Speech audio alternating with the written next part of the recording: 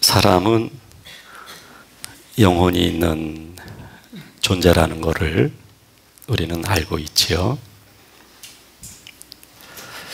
그런데 일반적으로 본다면 영혼으로서 살기보다는 그 영혼을 담고 있는 육체로 사는 것이 부인할 수 없는 사실이라는 점이에요. 물론 구조적인 영혼과 육체가 있지만 단순히 구조적인 이야기가 아니라 각각 성향의 이야기가 되는 것입니다. 영혼은 하나님이 부르셔서 성령으로 거듭나게 하셨을 때 하나님을 압니다. 그리고 하나님을 신뢰합니다. 다만 최초에 거듭났을 때는 아직은 미숙합니다.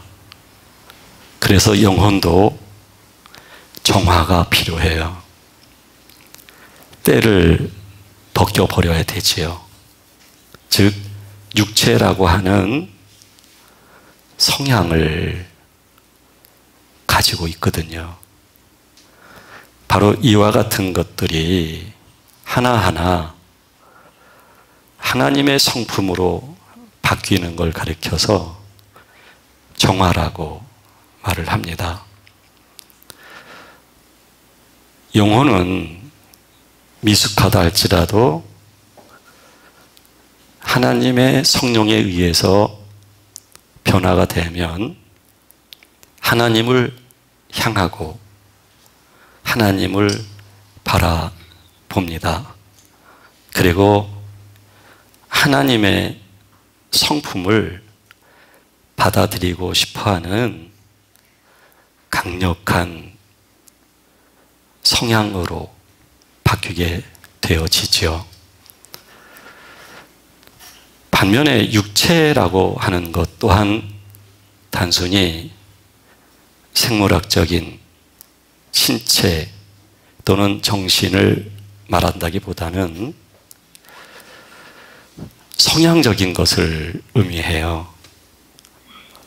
육체는 하나님과 거리를 둔 존재가 아니라 아예 차단되어진 존재이거든요. 그래서 육체는 독립성을 가지고 있어요. 그리고 육체는 스스로의 본질성을 가지고 있어요. 그래서 육체는 하나님과 친밀해질 수가 없어요. 육체 자체는 하나님과 원수된 존재가 돼버리고 만 것이죠. 근데 일반적으로 사람들은 육체로 사는 게 편해요. 그렇게 태어났기 때문이고 또 그렇게 살았기 때문이에요. 그리고 육체로 사는 성향적 삶을 잃어버리면 죽는 줄 알아요. 모든 것이 끝인 줄 알아요. 그러다 보니까 육체라고 하는 성향을 못 놔요. 그게 이미 자기화되어 있기 때문에 나는 육체라고 하는 하나님과 독립성이 있는, 그리고 존재의 본질은 하나님인데도 불구하고 스스로가 본질성을 가지고 살아가거든요. 그래서 많은 사람들이 죄를 범하게 되고 매우 윤리적이다 할지라도 철학적 가치를 가지고 있다 할지라도 그 윤리성과 그 철학이 하나님을 믿는 것을 거부하게 만드는 것이죠. 그러므로 하나님께서는 우리들에게 영혼의 실상을 하나님은 알게 하시죠. 그리고 그 영혼 속에 이미 하나님의 생명이 주어졌기 때문에 또 본질이라고 하는 성질상 변화가 왔기 때문에 이렇게 하나님을 향해 있거든요. 근데 아직은 미숙한 거예요. 왜냐하면 그 영혼, 즉 속사람을 담고 있는 육체라고 하는 겉사람이 워낙 성향적인 자기를 포기하지를 못하고 그리고 강력한 힘으로 속사람을 오히려 제어하다 보니까 그러다 보니까 육체의 중심으로 사는 것이죠. 하나님은 그런 우리들에게 육체가 가지고 있는 성향 자체대로 살도록 격려하실 수가 없고 따라서 그 육체의 성향과 끊임없이 하나님은 마찰을 일으켜 가시면서 육체를 하나님의 전능하신 능력으로 제어하시는 것이죠. 이것은 다른 말로 말한다면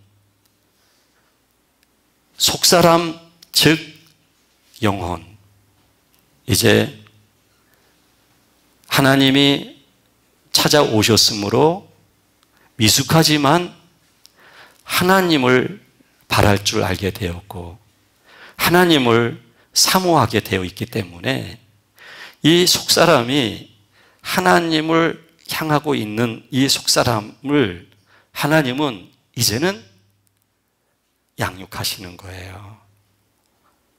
그리고 그 속사람을 우리 안에 겉사람에 의하여 갇혀 있는데 그것을 겉사람으로부터 벗어나게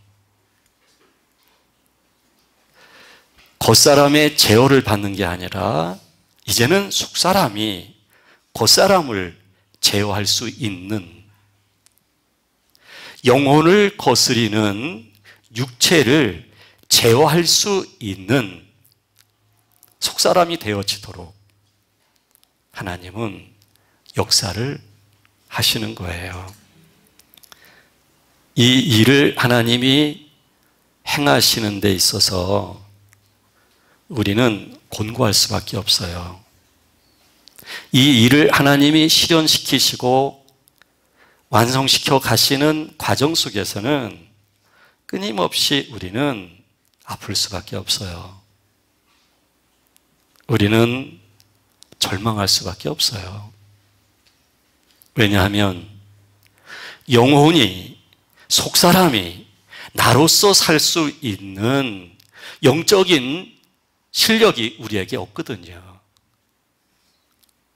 겉사람이 주체가 되어진 그 성향을 따라 사는 게 우리들 자신이기 때문에 그래서 하나님께서는 우리들을 이제 속사람을 우리 안에서 꺼내시고 속사람으로 겉사람을 제어할 수 있도록 역사하시는 과정 속에서 우리의 겉사람, 즉 겉사람이라고 하는 성향이 상처를 입을 수밖에 없는 것이죠. 하나님의 역사, 하나님의 구원을 우리에게 성취시키시기 위한 하나님에 의한 인도에 의해서 이 육체가 아픔을 겪을 수밖에 없는 거예요. 우리는 그때 원망해요. 그때 우리는 화가 나요. 그래서 공격을 해요. 분노해요. 살고 싶지 않다고 그래요. 삶에 기쁨이 없다고 말을 해요. 앞이 보이지 않는다고 말을 해요. 희망이 없다고 말을 해요. 그러나 이 곤고함, 이 메마름, 이 갈등, 이 충돌, 이거는 이미 예상된 일이에요. 육체의 성향이 죽어야 하기 때문에, 육체의 성향이 죽는다는 얘기는 즉 속사람과 성향적 분리가 일어나야 한다는 얘기예요. 속사람은 하나님을 향하고 이제 하나님의 생명을 얻었고 이제 하나님의 거룩함과 마음을 입어가야 되거든요. 근데 육체가 가지고 있는 겉사람의 성향은 육체적인 것이기 때문에 분리될 수밖에 없어요. 물론 나중에는 속사람이 강건해지게 됐을 때 그 속사람에 의해서 겉사람이 영향을 받게 되어지고 겉사람의 성향들이 예수 그리스도와 함께 죽음을 경험하게 될 때에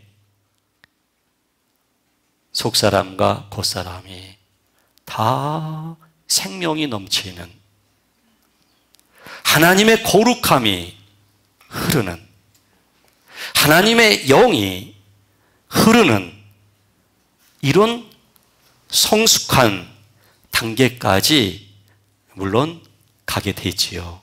그러나 과정 속에서는 이 충돌이 아주 불가피한 거예요.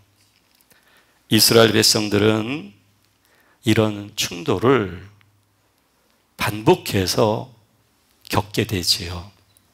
그래서 이사야서 1장에서도 본다면 하나님의 마음이 그러하다는 얘기예요. 슬프다. 범죄한 나라요. 허물진 백성이요. 행악의 종자요.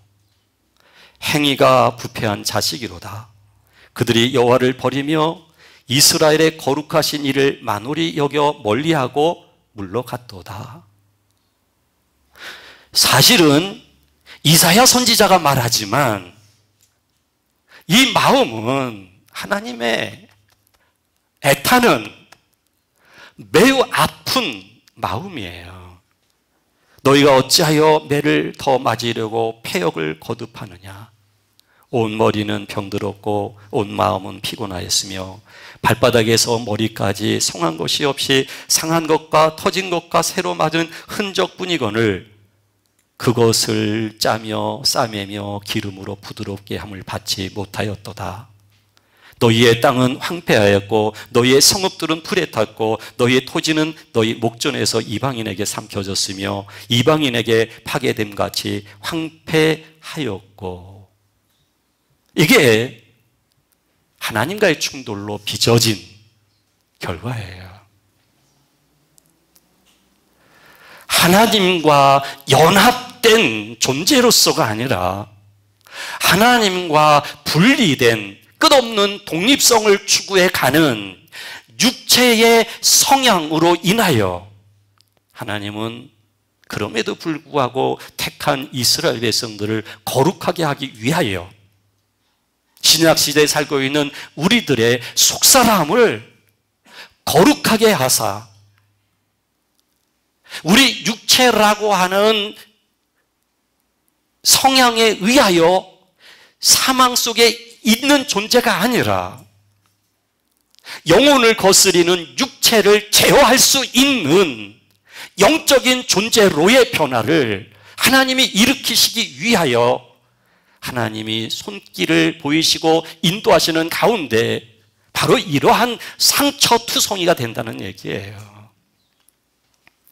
우리가 이런 상처를 입고 살아가는 거예요. 충돌을 빚기 때문이죠. 못 버리기 때문이죠. 놓지를 못하기 때문이죠. 놓지 못해요. 우리가 자기를 못 놔요. 자기 생각에 깊이 몰입돼요. 자기 감정에 깊이 빠져 있어요. 눈에 보이는 것, 그걸로 생각을 해요. 눈에 보이지 않는 것을 눈에 보이는 것처럼 생각하며 그 또한 받아들이려고 해요. 우리가 자기 자신에게 얼마나 노예가 되어 있는지, 우리가 자기 자신에게 어떻게 갇혀져 있는지, 그래서 하나님이 갇혀있는 우리들을 꺼내시기 위해서 역사하시는 방법이 사건이고 환경과 사람을 통한 역사이신데, 물론 표면적으로는 내가 문제예요. 나로 인한 충돌이에요. 나로 인한 문제 발생이에요. 나의 연약함, 나의 허물, 나의 육체의 성향으로부터 비롯된 결과예요. 그러나 하나님은 그것까지도 선용을 하셔요. 그래서 우리들이 충분히 아프게 하셔요. 충분히 곤고하게 하셔요. 충분히 절망하게 하세요. 내가 믿었던, 내가 의지했던 그것을 하루아침에 잃어버리게 되면 우리는 죽을 것 같아요.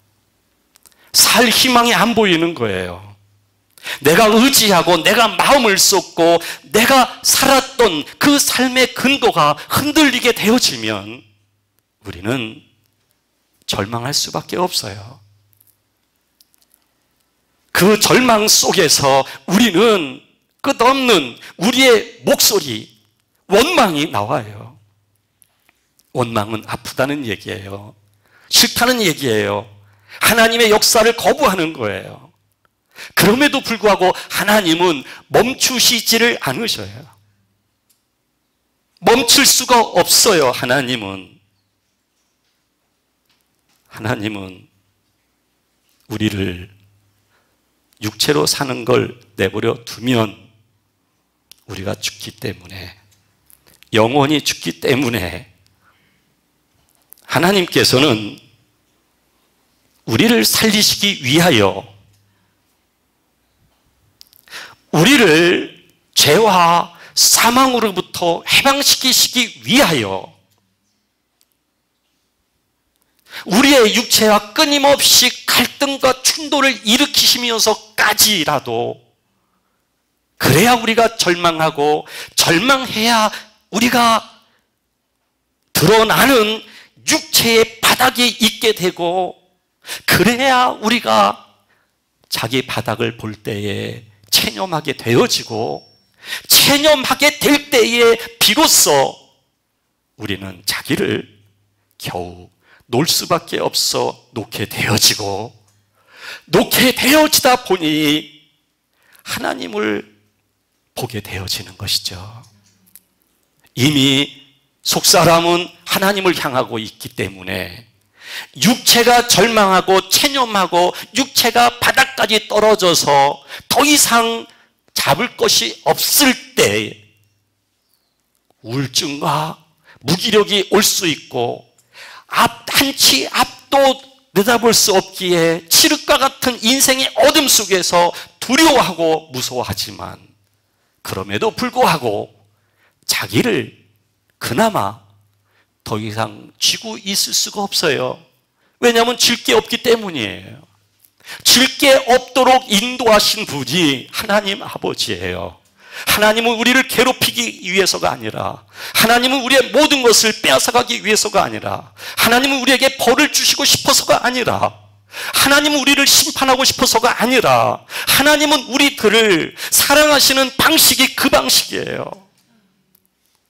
하나님이 우리를 사랑하는 방식이 그 방식이기 때문에, 그래야만 우리를 스스로가 놓을 수 있기 때문에 하나님께서는 아프지만, 정말 아프고 고통스럽지만, 그럼에도 불구하고 그 방식으로 우리를 놓게 만드시는 거예요. 그래야 점점 우리가 육체 중심이 아니라 겉사람으로 사는 게 아니라, 겉사람이 잘생기면 뭐하고, 겉사람이 성공하면 뭐하고, 겉사람이 많은 것을 지니고 있으면 뭐하고, 그런데 그 겉사람의 그런 성취, 자기 실현을 통해서 얻어지는 것이 있을 때 우리는 희망을 가지게 되어지는데, 하나님은 그런 희망의 끝까지 우리를 안내하셔서 끝을 내시는 거예요. 겉사람이 끝을 보게 하시는 거예요. 그것을 쫓으려고, 그것을 잡으려고 사도 바울은 그 모든 것들을 버렸는데, 그리스도를 알기 위하여, 존귀한 그리스도를 알기 위하여 자신이 신봉하고 자신이 신뢰했던 율법과 그 신앙까지 버리면서 그리스도 안에서 자기는 죽고 그리스도로 살기 위하여 버렸는데, 그 겉사람이 가지고 있는 그것은 그렇게 중요한 건 아니에요. 이 세상 살 때의 힘이죠. 물론 이 세상 속에서 그걸로 존경받고 인정받게 되지요. 그러나 그것이 우리의 속사람을 피폐하게 만든다는 것, 하나님의 구원의 역사를 정면으로 거절한다는 것, 하나님의 사랑을 버린다는 것은 모르는 거예요. 그러나 하나님은 끊임없이 그런 것들을 이제 공격을 하시는 거죠. 여기서 말하는 공격이라는 얘기는 하나님이 난폭하셔서 거칠시기 때문에가 아니라, 적극적인 의미에서 하나님이 사랑하시기 때문에, 하나님이 포기할 수 없기 때문에, 하나님은 적극적인 사랑의 표현으로서 육체에 가지고 있는 속성들을 하나님은 공격하시는 거죠. 무너뜨리게 하시기 위해서. 우리는 아파하지요. 눈물 흘리죠. 권고해야죠. 그러나 그 권고가 우리 인생의 끝이 아닙니다. 그 절망이 우리 인생의 결코 끝이 아닙니다. 여호와여, 여호와의 팔이여 깨소서 능력을 베푸소서. 옛날 옛시대에 깨신 것 같이 하소서. 라합을 점이시고 용을 찌르신 이가 어찌 주가 아니시며. 깨소서 주무셔서 깨소서가 아니에요. 하나님의 구원의 손길을 이미 약속하신 대로 그 약속을 지키시는 여호와 하나님이 이제 그 약속대로 우리를 구원하소서. 애굽에서 우리를 건져내신 하나님이요, 용을 찌르신, 그리고 우리를 마침내 애굽에서 건져주신 하나님이시요, 바로 그 하나님을 향하여 하는 말이에요. 바다를, 그리고 넓고 깊은 물을 말리시고 바다 깊은 곳에 길을 내어 구속받은 자들을 건너게 하시니가 어찌 주가 아니시니까. 홍해를 건너게 하시고 요단강을 건너게 하신 분이 하나님 아니십니까? 우리를 막고 출애굽하지 못하게 했던 육체라고 하는 속성들이, 세상이라고 하는 이 모든 것들이 결국은 용과 같은 것들인데, 하나님은 그것들을 찌르시고 그것들을 무참하게 하나님은 쓰러뜨리시고 우리의 속사람을 거기서 건져내신다는 얘기예요. 그래서 여호와께 구속받은 자들이 돌아와 노래하며 시온으로 돌아오니 영원한 기쁨이 그들의 머리 위에 있고 슬픔과 탄식이 달아나리이다. 이러한 절망 속에서 속사람이 새로워지게 됐을 때 그 속사람에게 주어지는 하나님의 생명과 평안과 그 기쁨 그 자체는 우리들을 영원한 영광의 자리 속에 들어가게 하는 것입니다. 그래서 이것을 이제 고린도후서식으로 말한다면, 그러므로 우리가 낙심하지 아니하노니, 낙심하지 아니한다. 절망 속에서도 낙심하지 않는다.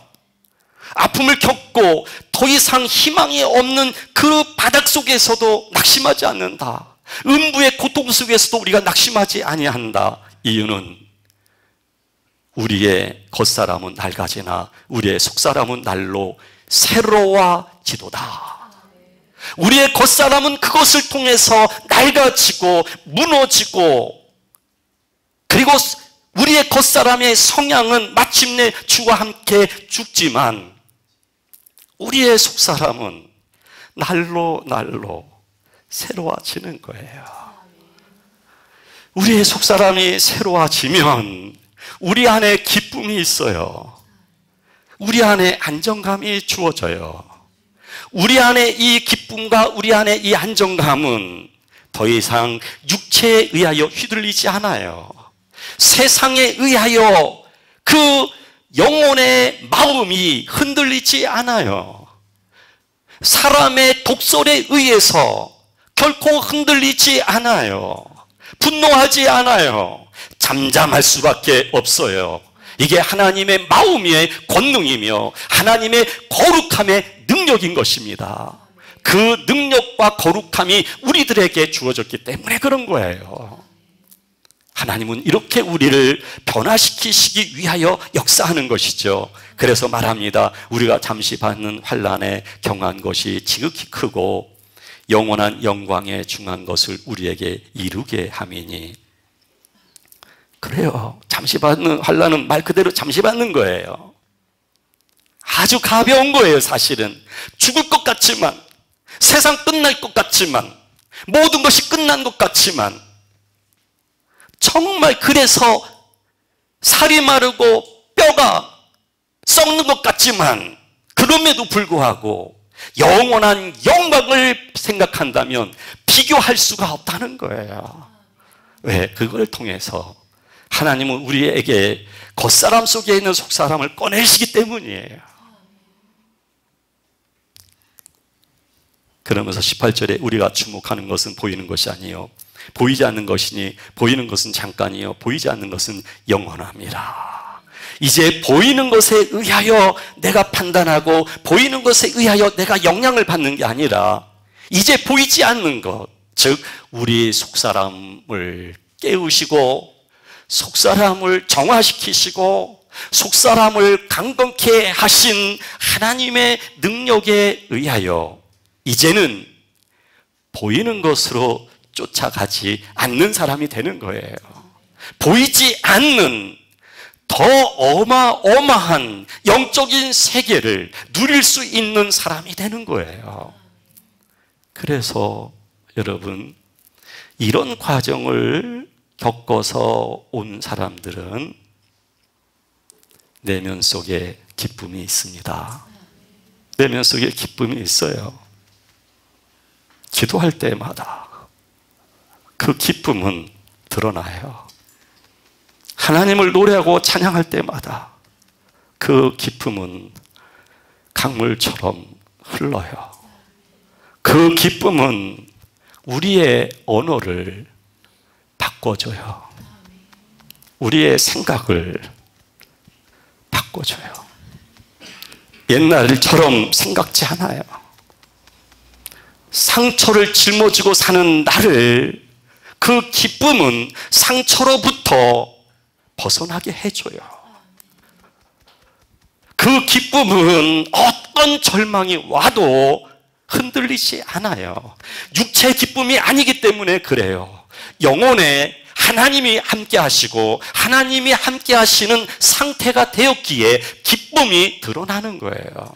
이 기쁨은 하나님과 동시에 나타나는 기쁨이기 때문에 이 기쁨이 나의 겉사람까지도 이제는 바꾸어줘요. 더 이상 육신으로 살지 않게 해요. 겉사람으로만 살지 않게 해요. 이제는 겉사람이 나의 주체가 아니라 이제는 속사람이 나의 주체가 되어서 영과 혼과 몸이 그리스도 예수 안에서 흠없는 거룩한 자녀로서 살게 해요. 말이 바뀌는 거예요. 미워하지 않아요. 슬퍼하더라도 하나님의 영광 때문에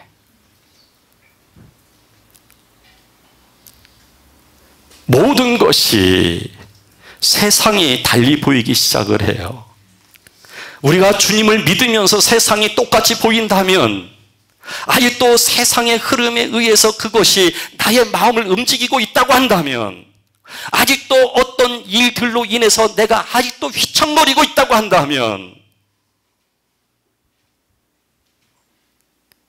나의 내면 안으로 들어가야지요. 하나님이 구하시는 성소 속으로 들어가셔야지요. 나의 내면을 들여다보셔야지요. 하나님 앞에 내가 머물면서 나의 영혼 속에 내가 들어가야지요. 거기에 하나님이 계시기 때문이지요. 그 하나님과 내가 마음으로부터 교통이 이루어지게 되면 나는 용서하지 못할 사람이 없으며 나의 말은 독이 될 수밖에 없으며 나의 생각은 영의 생각이 될 수밖에 없으며 이로 인한 생명과 평화는 더 넘치게 되는 것이죠. 하나님은 이렇게 우리를 영원한 영광 속에, 이 세상 사는 동안에도 그 영원한 영광 속에 우리가 있도록 하나님은 역사하시는 거예요. 이때는 우리를 넘어뜨릴 수 있는 게 아무것도 없어집니다. 이때는 우리는 오직 하나님 안에서 기뻐합니다. 연약해서 돌부리에 넘어질 수 있다 할지라도 벌떡 일어날 수 있고, 그리고 하나님을 마음 중심에서 경외할 수 있는 것입니다. 이 놀라운 변화의 역사가, 이 놀라운 하나님의 긍휼이, 이 놀라운 하나님의 우리에게 찾아오심의 역사가 이미 우리 안에 상태화되어 있습니다. 내 안에 있습니다. 이미. 성격 죽이지 않으면 그 성격이 여러분들의 살과 뼈를 갉아먹을 거예요. 하나님의 끊임없는 다루심의 역사는 지속될 거예요. 오직 주님입니다. 오직 주님. 오직 주님. 그 주님 안에 우리 함께 거해요. 그게 우리의 최고의 안전이고 최고의 행복입니다. 그러나 삶 속에 절망스러운 일이 있다 할지라도 슬퍼만 하지 마세요. 하나님은 여러분들을 포기하지 않으셔요. 하나님은 여러분들을, 육체가 가지고 있는 성향을 하나하나 지금 떼어내시기 위해서, 이거 떨어지려면 그 아픔은 필수적이에요. 안 아플 수가 없어요. 콧노래 나올 사람이 없어요, 그때. 그러나 그 과정을 통과한 사람은 나중에 콧노래 나올 수도 있어요. 살점이 뚝뚝 떨어져 나가는데도 콧노래가 나와요. 왜? 영원한 영광을 보았기 때문이에요. 그 영원한 영광을 보았기 때문에. 여러분들은 그래서 주 안에서 염려할 것 없어요. 저는 알아요. 여러분들이 넘어져서 원망도 하고 화도 내고, 근데 여러분들은 그거 멀리 못 가요. 결과적으로는 하나님 앞에서 마음을 꺼내놓고 하나님을 고백하게 될 거예요. 그리고 하나님에 의해서 여러분들은 또 창조된 영으로서의 변화가 경험이 되어질 거예요. 기뻐하십시오. 영원한 영광을 누리십시오. 기도하겠습니다.